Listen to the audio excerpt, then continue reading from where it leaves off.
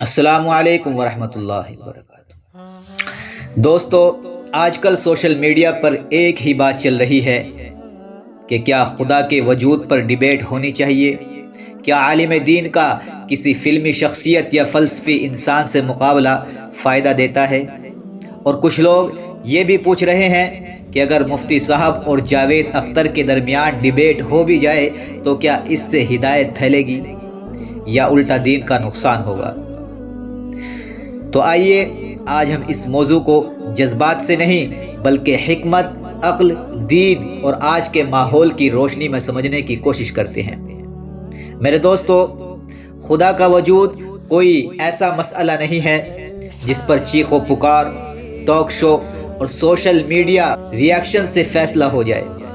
خدا کا وجود بحث کا نہیں، یقین کا موضوع ہے۔ دنیا کی ہر چیز دلیل ہے کہ یہ کائنات اپنے آپ نہیں بنی۔ ہر ڈیزائن کا ڈیزائنر ہوتا ہے، ہر تحریر کا لکھنے والا ہوتا ہے، اور یہ کائنات سب سے بڑی تحریر ہے۔ جو شخص سچ کا متلاشی ہو وہ بغیر ڈیبیٹ کے بھی اللہ کو پہچان لیتا ہے، اور جو ضد پر ہو وہ 100 ڈیبیٹ جیت کر بھی اللہ کو نہیں مانے گا۔ میرے دوستو، تو سوال یہ ہے، کیا مفتی صاحب اور جاوید اختر کی ڈیبیٹ فائدہ مند ہو سکتی ہے یا نقصان دہ ہوگی؟ میرے دوستو، مفتی صاحب قرآن و حدیث، وحی، نبوت اور عقل صحیحہ کی بات کریں گے۔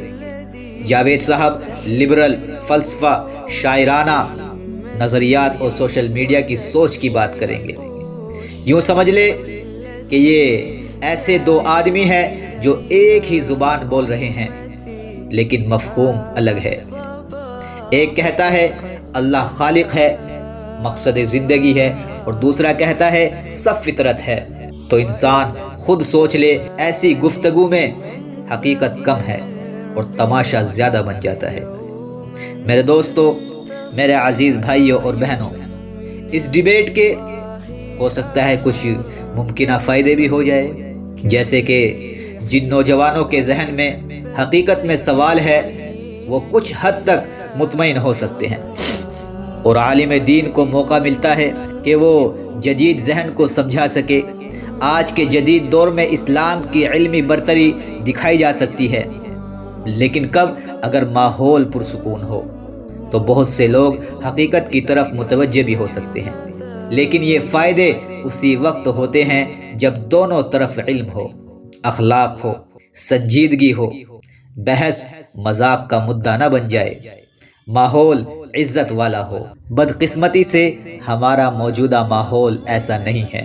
میرے عزیز بھائیوں، آج کا زمانہ وہ زمانہ ہے جس میں گفتگو دلیل سے نہیں جملے بازی سے ہوتی ہے، جملے بازی سے جیتی جاتی ہے، دین کا مذاق بن جاتا ہے، مذہبی عالم پر طنز کیے جاتے ہیں، میمز بنائے جاتے ہیں، کلپس بنائی جاتی ہے، جاہلانہ کمنٹس ہوتے ہیں، ٹرولنگ ہوتی ہے، بات کو کاٹ کر غلط معنی پھیلائے جاتے ہیں، سنجیدہ گفتگو ریاکشن کلچر میں تباہ ہو جاتی ہے، مذاہب کو انٹرٹینمنٹ بنا دیا جاتا ہے، دین کی عظمت کم ہوتی ہے، نوجوان مزید کنفیوز ہو جاتے ہیں، اور سب سے بڑا نقصان یہ ہے کہ بحث کے بعد دل سخت ہو جاتے ہیں، کیونکہ آدمی گفتگو جیتنا چاہتا ہے، سچ نہیں ڈھونڈتا۔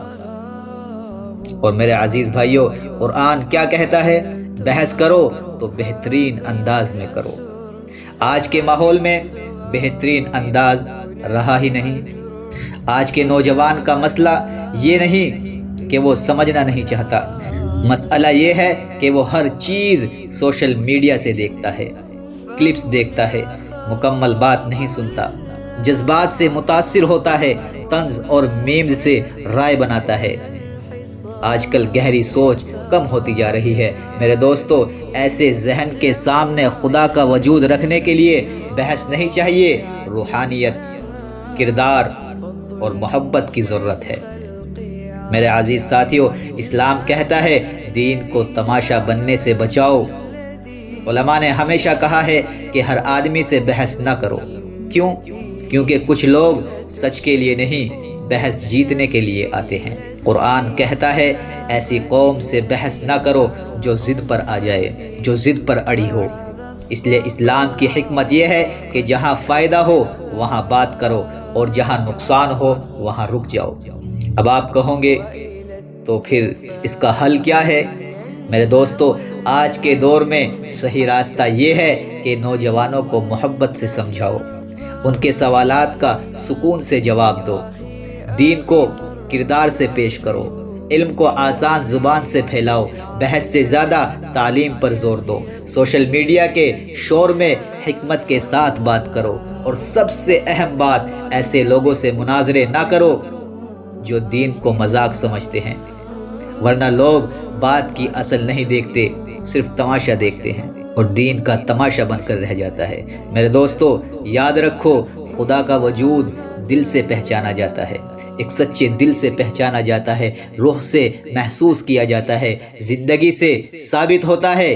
بحث سے اللہ نہیں ملتا، سچائی سے اللہ ملتا ہے۔ اگر ہم چاہتے ہیں کہ نوجوانوں کے دلوں میں اللہ کی محبت پیدا ہو تو انہیں دل کا راستہ دکھانا پڑے گا، دلائل کا راستہ نہیں، دل کا راستہ، کیونکہ دلائل سے علم ملتا ہے، محبت سے ایمان ملتا ہے۔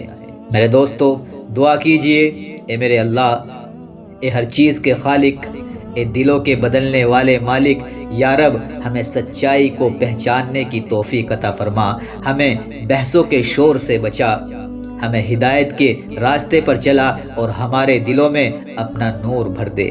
یا اللہ، جو نوجوان گمراہی کے کنارے پر کھڑے ہوئے ہیں انہیں سیدھے راستے پر لے آ، ان کے دلوں سے شکوک کو، شبہات کو دور کر دے اور ان پر اپنی رحمت کی بارش فرما دے۔ اے اللہ، ہمارے گھروں میں ایمان کی روشنی عطا فرما اور ہماری زبان کو خیر کا ذریعہ بنا۔ اے رب، ہمیں ایسا بنا دے کہ لوگ ہمیں دیکھ کر تجھے یاد کرے۔ آمین یا رب العالمین۔